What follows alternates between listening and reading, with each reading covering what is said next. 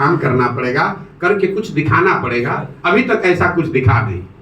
ना विद्यार्थी के तौर पर उन्होंने बहुत बड़ा कोई तोप मारा है, तोप छोड़ा है। जो आदमी मुख्यमंत्री, देखिए मैं ये नहीं मानता हूं कि डिग्री पाने से कोई आदमी समझदार हो जाएगा।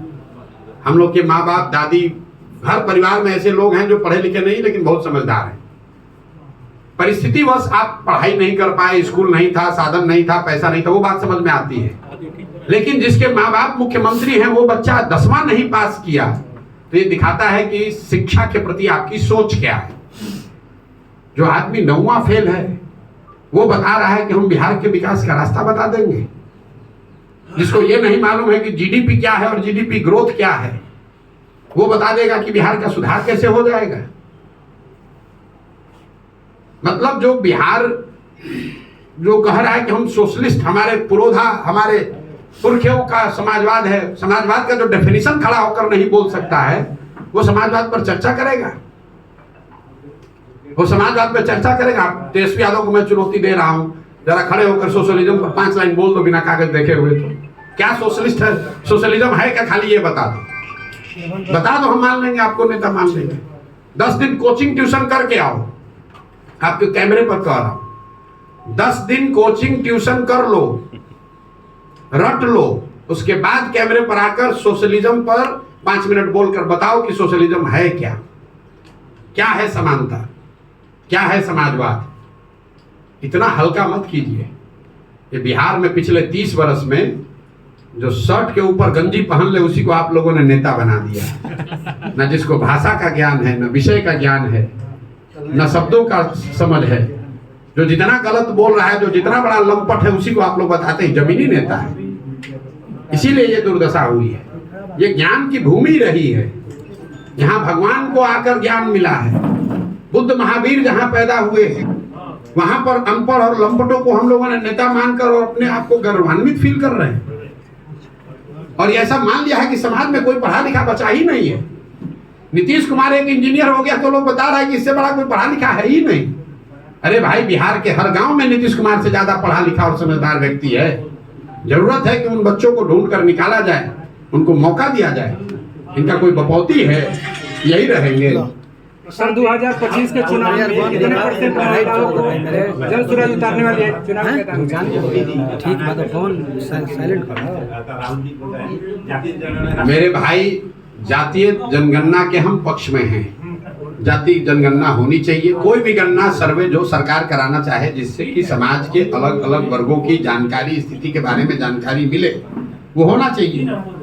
लेकिन जाति जनगणना हो जाने से सबकी स्थिति अगर सुधर जाती, तो कोई ये पूछ नहीं रहा है कि भाई आजादी के बाद से अनुसूचित जाति, जनजाति, SC ST समाज की तो गणना हो रही है, फिर उसकी स्थिति क्यों नहीं सुधरी। बिहार में आपने जाति जनगणना करा लिया, आपने घोषित किया कि हर परिवार को 2 लाख रुपया देंगे। जरा बताइए किस किस परिवार को 2 लाख रुपया मिला है भैया।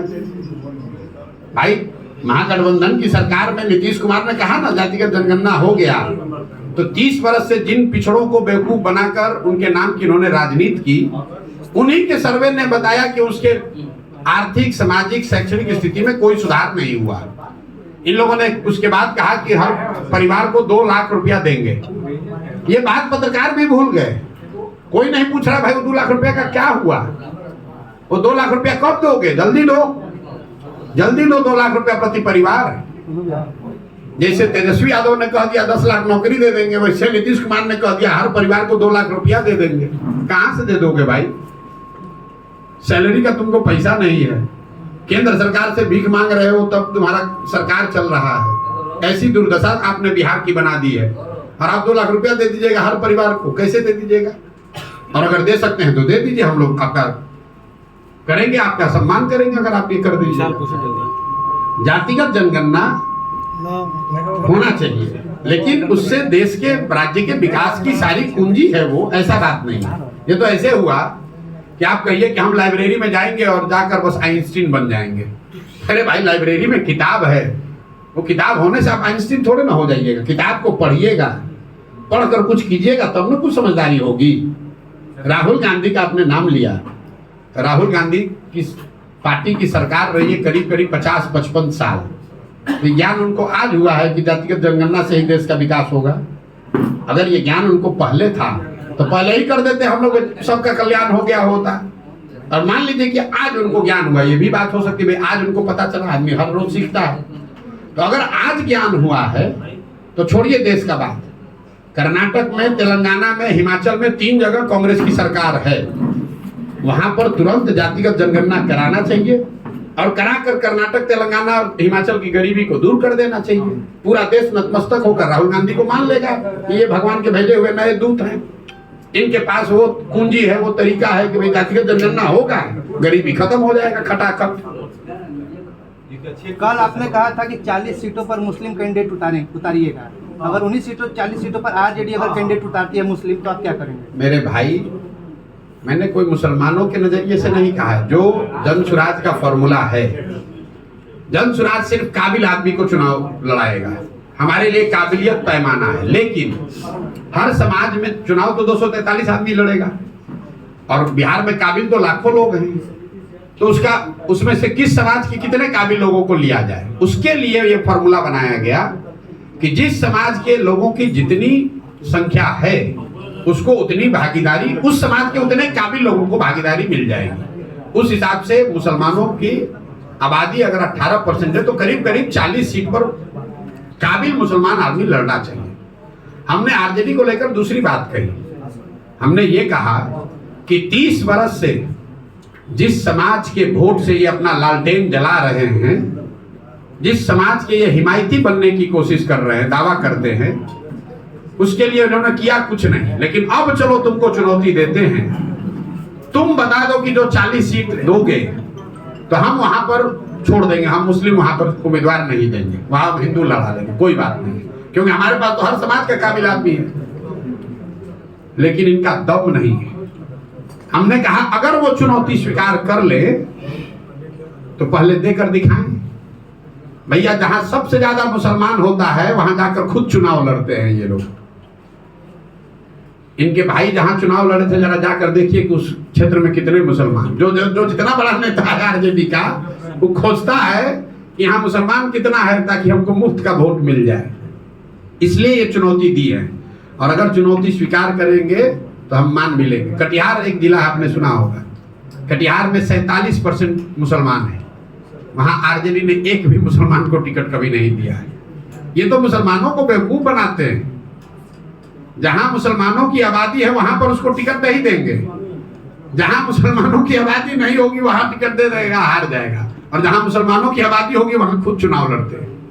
आनंद जी जैसे लोग जुड़े हैं सर आपके साथ जिले में, क्या कुछ कहना चाहेंगे? आरक्षण को लेकर प्रशांत किशोर की सोच ये है कि जो संवैधानिक व्यवस्था आरक्षण को लेकर बाबा साहब अम्बेडकर के संविधान में है वो बनी रहनी चाहिए।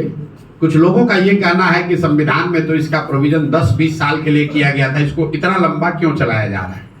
तो संविधान में ये व्यवस्था 10-20 साल के लिए इसलिए की गई थी कि जब 10-20 साल में समाज के वो वर्ग सामान्य वर्गों के बराबर आ जाएंगे, लेकिन वो किसी वजह से नहीं आए। तो आरक्षण की व्यवस्था तब तक चलनी चाहिए जब तक जिन वर्गों को आरक्षण का लाभ मिल रहा है वो सामान्य वर्गों के बराबर आर्थिक, सामाजिक, शैक्षणिक नजरिए से उनके बराबर ना हो जाए। मान लीजिए कि गरीबी हटाओ कार्यक्रम शुरू किया गया 1980 में, तो अगर गरीबी 5 वर्ष में 10 वर्ष में नहीं हटी तो क्या गरीबी हटाने का कार्यक्रम बंद कर दिया जाएगा? आपको रोग है, आपको डॉक्टर ने दवा दी कि आप 2 महीना खाइए ठीक हो जाइएगा, लेकिन अगर 2 महीना में रोग ठीक नहीं होगा तो दवा खाना छोड़ दीजिएगा, तब तो गड़बड़ हो जाएगा ना। तो आरक्षण की व्यवस्था जो संविधान में है वो बनी रहनी चाहिए, तब तक बनी रहनी चाहिए जब तक जिन वर्गों को इसका लाभ मिल रहा है उनकी सामाजिक, राजनीतिक, शैक्षणिक स्थिति सामान्य वर्गों के बराबर न हो जाए। एक आखिरी सवाल है सर,